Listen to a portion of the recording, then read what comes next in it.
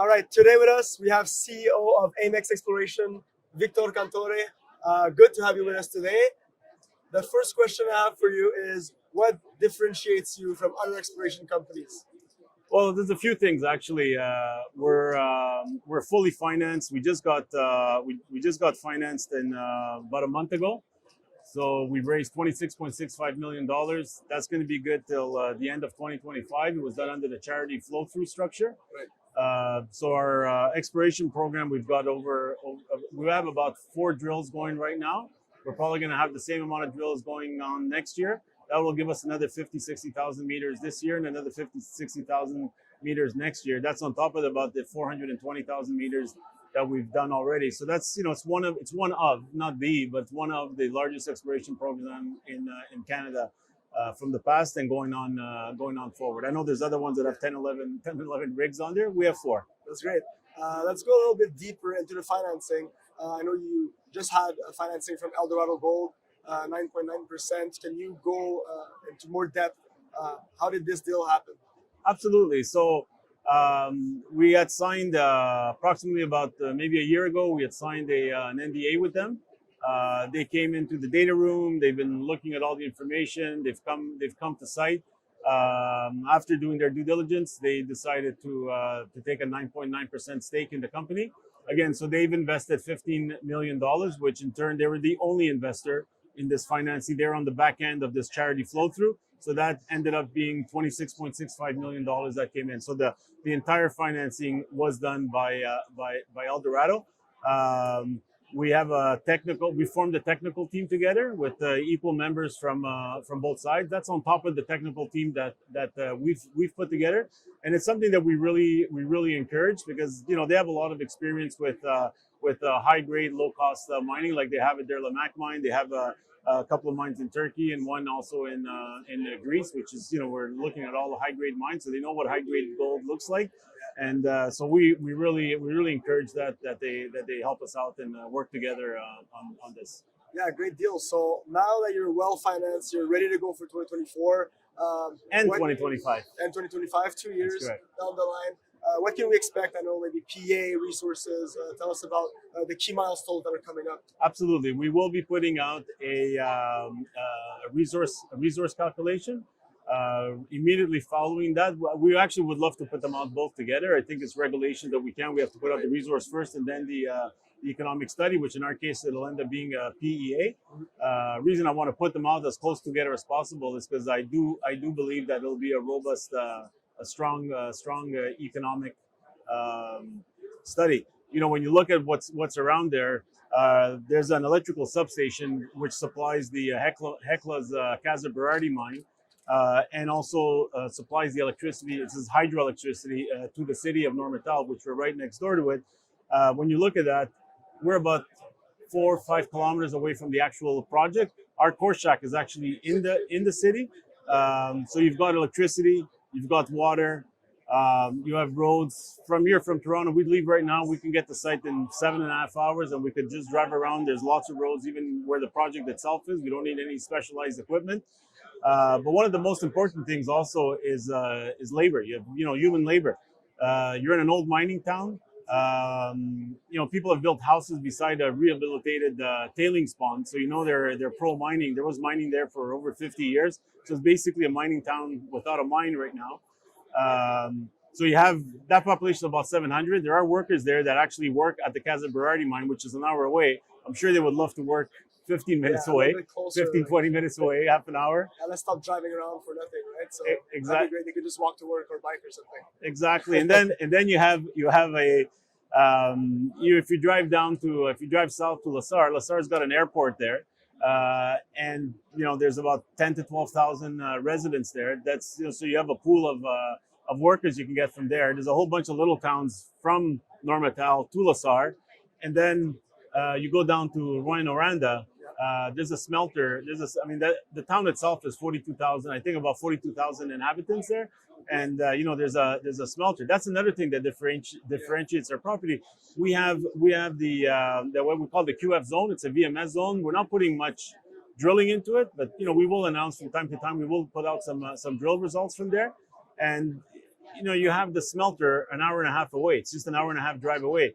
There's not many projects you can say that you by a paved road an hour and a half away, and you can bring your core to them. So yeah, so the whole ecosystem around what your project is what differentiates it. Smelter really close by. That's correct. Mining pro city. And in our PA that we're going to be putting out, what we're going to do there, we're going to have multiple scenarios. You can do that in a PA where you have a toll milling scenario, you have a hybrid scenario where you toll mill it first and then you build a standalone, or you just build a standalone. So you'll be able to look at all the different financial variables versus the capex, IRR. So that's going to be important. Then from there we move forward to the side, and having a partner like Eldorado is great because they can actually help us out and try help us as much as they can in directing us in the right direction. We still control the project; it's our project, but having them as a 9.9% toehold investor, it really helps us. Yeah, and I know you're a finance guy, so let's go a little bit into maybe your share structure. Sure. How is that structured right now? Yeah, I think it's a great structure. Look, just in the last two financings, if you look at the one that we did in February of 2022, and the one that was 49.6, and you look at the one that we did today at 26.65, that's well over $70 million that has come in this period. And actually, we could say it's over 4 years. I know we raised it in a 2-year span, but we can spend the money over the next 2 years. So using that structure has really helped us lower our dilution because it's done at a substantial premium, usually close to about 1.8 times premium. So we've raised about $100 million over the last 5 years. We have 114 million shares out right now. So Eric Sprott is still the leading shareholder, but a little over 12%. There's right now there's Eldorado at 9.9%. There's a whole bunch of institutions. I won't mention the institutions because they're not always publicly known who they are. But it's our last two financings were 99% institutions. So it's really shifted. It's really shifted from a full retail story to now having a substantial amount of institutional shareholders, and we still have a lot of retail shareholders. There's management in my position and management. So we've purchased all our positions either in the open market or in private placements that the company has done over time. We're probably close to 10%. I own about 4.5% right now.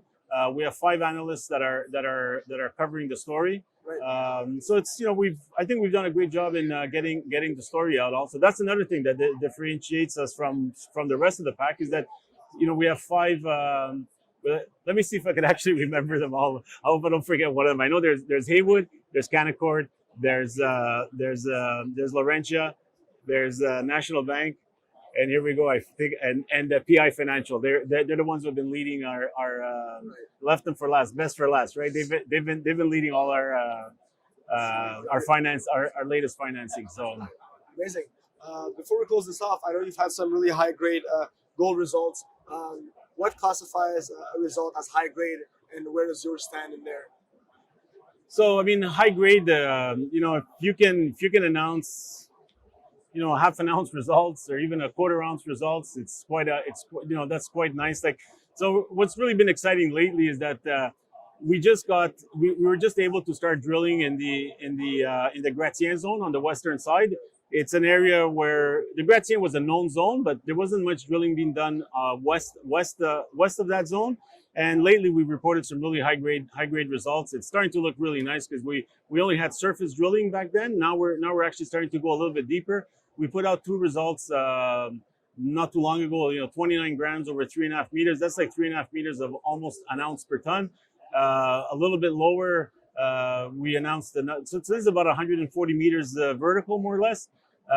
Then we had another one a little bit lower, was 3 meters of almost half an hour, a little bit more than half an hour. So when I'm able to talk about ounces versus just grams, so that was about 18 grams per ton. So now we're really starting to put a lot of holes below that, beside that. So you have to, you want to see what's the strike length. You want to see how deep you can go. Like if we can identify that as another high grade zone, I don't know, but the drilling so far is starting to look really, really exciting. And So the things to look out for now is going to be more and more drill results with 4 drill rigs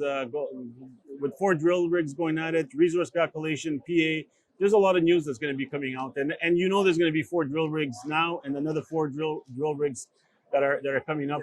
The other thing, when you look at the property where we've been finding most of the gold, it's been on the major faults, on the Perron fault and the Normétal fault. Between those 2 faults is about 16 kilometers of faults that have been so far been rich in gold. There's about another 5 or 6 kilometers of secondary faults within that Beaupré block. That's well over 20 kilometers of faults. We've explored about 4 kilometers of it, so there's a lot more excitement. There's a lot more excitement. That resource that we're going to put out, it's going to be a start. I think there's going to be a lot more to discover, and that's what we're hoping for. Yeah, we got to keep an eye out for that. One more question before we close this off. I know there's a lot of generalist retail investors that have so many options when it comes to investing. There's also cryptocurrency that's emerging. What needs to happen in the mining industry in general, you think, to basically make mining great again and like have it like booming like it's been in the past and have more eyes on the stories? Well, I think when you look at the price of gold right now, and not only gold but all the precious metals are all starting to have a nice move. I mean, gold went right through the 2100 mark. Will it go much higher? I believe so. I mean, look, I'm not an economist. I'm making predictions, so all the waivers to it. But it looks like gold wants to go up a lot higher. Will there be swings? Usually, when you have these big ups, you will have swings down. If the Fed would actually start reducing rates sometime soon, I do believe that gold will start going up. I think that's what really gets exploration going is higher prices.